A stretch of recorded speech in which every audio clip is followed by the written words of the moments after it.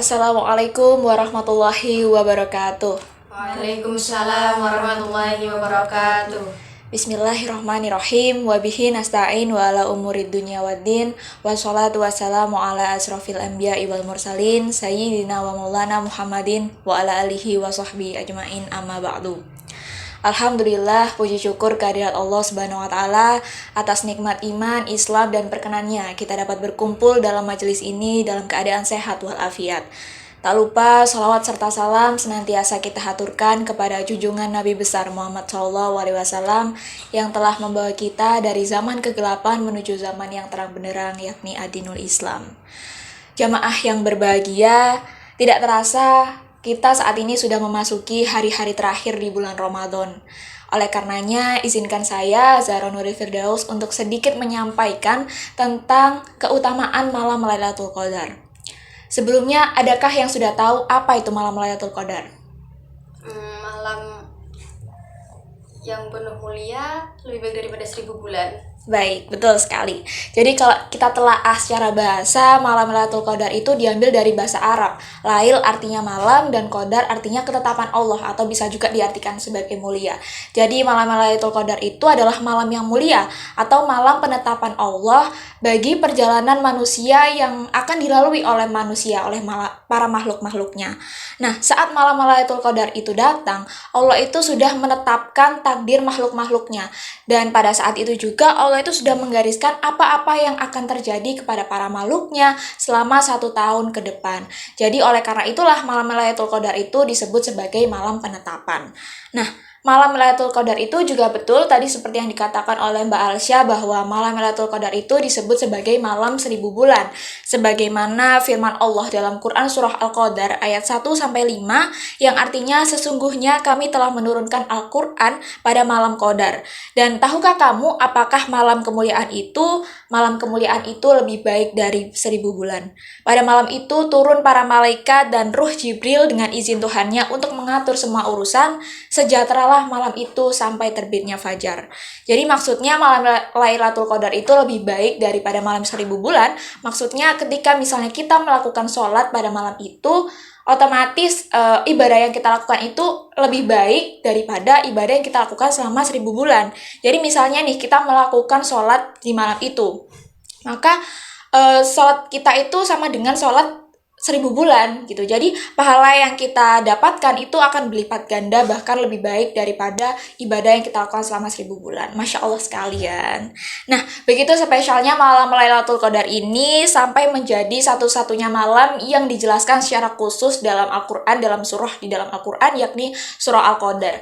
Nah, sebagaimana arti surah Al-Qadar yang sudah saya jelaskan, saya bacakan tadi, pada malam itu tuh malaikat turun dan malaikat itu mengaminkan doa-doa para umat Islam yang dipanjatkan sepanjang malam itu sampai terbitnya matahari, terbitnya fajar. Jadi doa-doa kita yang mungkin tidak diterima dan tidak dikabulkan di waktu-waktu yang lain itu insya Allah akan diterima dan dikabulkan, diaminkan oleh para malaikat pada saat malam Lailatul Qadar itu.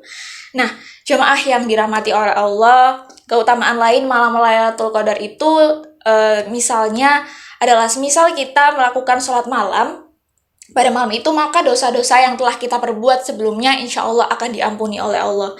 Hal ini sebagaimana hadis riwayat Imam Bukhari, Rasulullah itu pernah bersabda, barang siapa sholat pada malam Lailatul Qadar karena iman dan mengharapkan pahala, diampunilah dosa-dosanya yang telah lampau. Masya Allah sekali kan, cocok sekali memang malam ini tuh bagi para pendosa dan pejuang taubat seperti kita semua.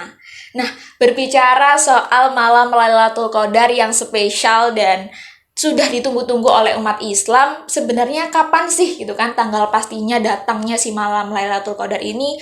Saya yakin kita semua tidak ada yang tahu. Tapi walaupun begitu, kita itu bisa mendapatkan bocoran nih bahwa malam Lailatul Qadar itu datangnya adalah ketika 10 hari terakhir di bulan Ramadan, khususnya pada malam-malam ganjil di antara tanggal 21, 23, 25, 27, dan 29 Ramadan.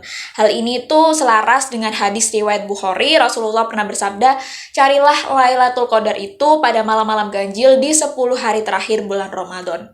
Nah, selain kita mendapatkan bocoran tentang prediksi tanggal datangnya malam Lailatul Qadar, kita itu juga dibocorin tanda-tanda tanda datangnya malam Lailatul Qadar. Salah satunya adalah orang-orang itu akan merasakan ketenangan dan ketentraman yang diturunkan oleh para malaikat. Jadi hati kita itu rasanya tenang, hati kita damai, tentram, lapang dada, bahkan rasa nikmatnya melakukan ibadah di malam itu tuh tidak bisa dirasakan di malam-malam yang lainnya. Nah, Rasulullah juga memberikan keteladanan kepada kita semua tentang malam Lailatul Qadar ini, di mana Sayyidah Aisyah radhiyallahu anha mengatakan bahwa Nabi Shallallahu alaihi wasallam itu apabila sudah memasuki 10 hari terakhir di bulan Ramadan, beliau itu menguatkan sarungnya, kemudian menghidupkan malamnya dan membangunkan keluarganya. Jadi oleh karena itu marilah kita meneladani Rasulullah dengan berburu malam Lailatul Qadar ini dengan meningkatkan intensitas ibadah kita, dengan menghidupkan malam-malam kita ini dengan ibadah kepada Allah dan juga membangunkan sanak keluarga kita untuk bersama-sama kita bertakarub kepada Allah Subhanahu wa taala.